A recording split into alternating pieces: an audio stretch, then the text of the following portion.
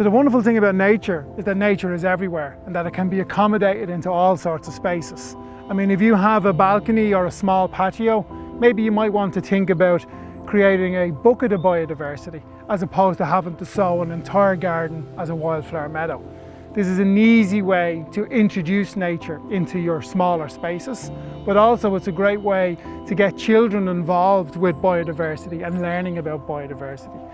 So here we have a simple bucket of headers, and headers are brilliant for feeding the bees much earlier in the year before all of the herbaceous perennials come into flower.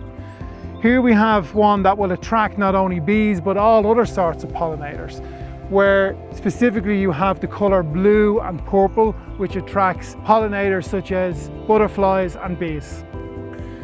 So even in the smallest of space, the tiniest of bucket, here it's just filled with thyme, you can use it for your soup in the kitchen, but the small little flowers that come on this throughout the year bring in all sorts of pollinators.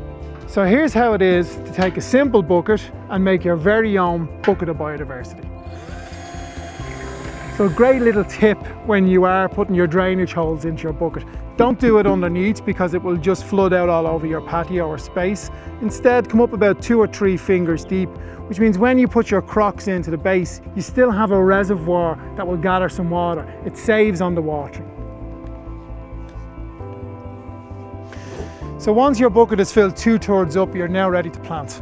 So here what we're going to do is we're going to put a grass in, because the grass is great to give backbone to the planter. This is such a healthy plant you don't even need to tease out the roots. You can just position it into place. But I'm putting it in slightly to the back so that it's flush with the top. So next up we have something that's going to attract in the pollinators. Most of your daisy-shaped flowers will attract all of your different bees because the nectar is easily accessible. Next up we have some sorrel. And the great thing about sorrel is butterflies will lay their eggs on sorrel. So you'll get a brood of caterpillars in your garden, which extends the season of interest of butterflies having several different generations.